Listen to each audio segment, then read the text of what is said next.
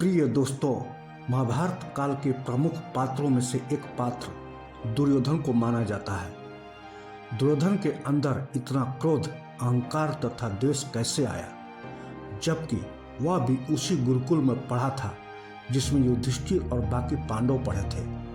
उसके भी गुरु कृपाचार्य तथा द्रोणाचार्य ही थे। उसको धर्म अधर्म, सही गलत सब पता था, फिर भी वह सही रास्ते पर चलना नहीं चाहता था। क्यों?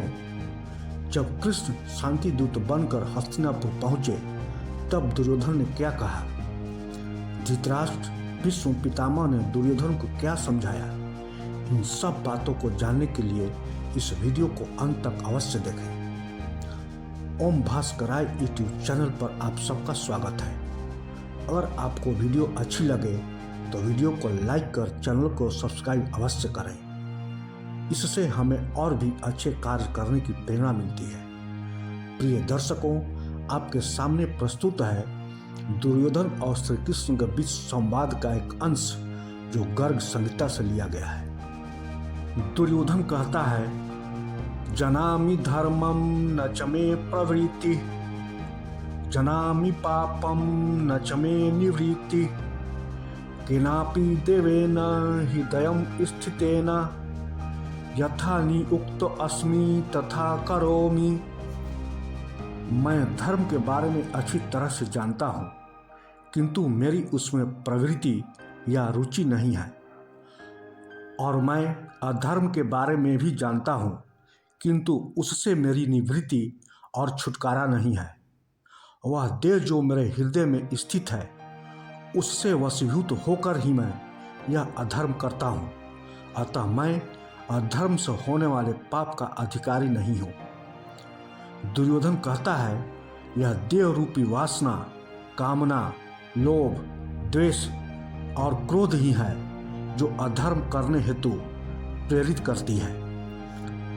दुर्योधन चाहकर भी धर्म जानते हुए भी धर्म में प्रवृत्त नहीं हो सकता था और अधर्म को जानते हुए भी अधर्म से निकल नहीं सकता था। दुर्योधन के हृदय में त्याग और समर्पण के भाव का सर्वथा अभाव था, इसलिए वह पांडवों को 5 गांव भी नहीं देना चाहता था। दोस्तों, बात उस समय की है जब श्री कृष्ण धृतराष्ट्र की सभा में गए और कहा, राजन, मैं यहाँ पांडवों का राजदूत बनकर आया हूँ। मेरे आने का उद्देश्य यही है कि परिवार के दोनों पक्षों के मध्य शांति स्थापित हो जाए तो अच्छा है। इसलिए संधि प्रस्ताव लेकर आया हूँ कि आप पांडवों को आधा राज्य यदि नहीं देना चाहते तो उन्हें कम से कम 5 गांव दे दें। इससे युद्ध की आशंका दूर हो जाएगी। पांडव शांति प्रिय हैं, किंतु अपना अधिकार पाने के लिए वे युद्ध करने को भी तैयार हैं। यदि संधि हो जाती है तो वे दुर्योधन को युवराज और महाराज धृतराष्ट्र को महाराज के रूप में स्वीकार करने के लिए तैयार हैं। श्री कृष्ण की बात सुनकर दुर्योधन तेजी से खड़ा हुआ और बोला, मधुसूदन, आप पांडवों के हितैषी हैं, किंतु मेरा इसमें दोष कहाँ है? युधिष्ठिर तो स्वयं ही अपना राज्य स्वेच्छा से हार गए हैं। खेल की शर्त के अनुसार ही उन्हें 12 वर्ष का वनवास और 1 वर्ष का अज्ञातवास भोगना पड़ा। इसमें मैंने कौन सा अपराध कर दिया? आप मुझे युद्ध की धमकी से मत डराइए। आप हमारा उत्तर सुन लीजिए। मैं युद्ध किए बिना सुई की नोक के बराबर भी पांडवों को भूमि नहीं दूंगा। 5 गांव की बात तो बहुत बड़ी है। दुर्योधन की बात सुनकर श्री कृष्ण ने कहा, दुर्योधन, जब विनाश का समय निकट होता है तो व्यक्ति की बुद्धि उसका साथ छोड़ देती है। क्या तुम अपने दुष्कर्मों को भूल गए? द्रौपदी को भरी सभा में जिस प्रकार तुमने अपमानित किया, वही अकेला दोष अब तुम्हारी मृत्यु का कारण बनेगा। कृष्ण ने धृतराष्ट्र और पितामह भीष्म की ओर देखकर कहा, पितामह, समझाओ इस नासमझ को। एक अकेला यह सारे कौरवों के विनाश का कारण बनेगा। इससे अच्छा तो यही है कि पूरे देश को बचाने के लिए एक दुर्योधन का त्याग कर दिया जाए। श्री कृष्ण की बात पर धृतराष्ट्र ने विदुर से कहा, विदुर, मैं भी वही चाहता हूं जो श्री कृष्ण को प्रिय है, किंतु मैं क्या करूं? इसमें इतनी शक्ति नहीं है कि मैं अपने पुत्रों को समझा सकूं। मैं विवश हूं। विदुर, तुम ही दुर्योधन को समझाओ।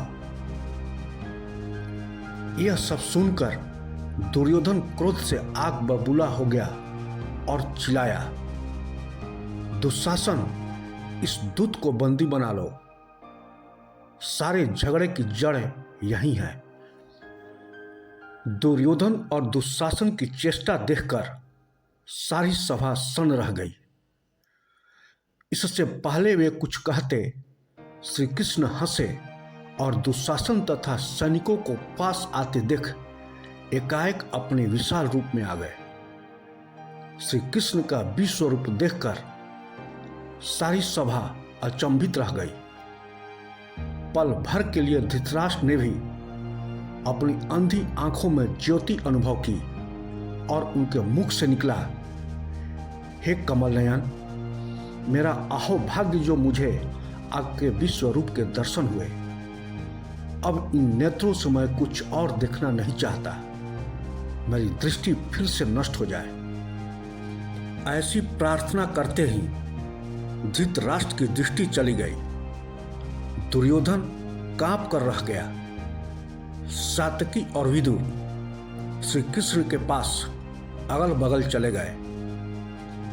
श्री कृष्ण ने विधिवत सभी सभासदों को से आज्ञा ली और राजसभा छोड़कर चले गए। वे सीधे कुंती के पास पहुंचे और पूरा हाल उन्हें कह सुनाया। बुआ, कौरवों का काल निश्चित है, युद्ध अब अनिवार्य है।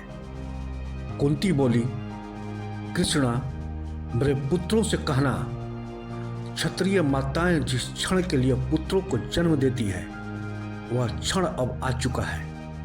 उन्हें मेरा आशीर्वाद देना। अब तुम ही उनके रक्षक हो। श्री कृष्ण तत्काल रथ पर आरूढ़ होकर उपलब्ध नगर की ओर प्रस्थान कर गए।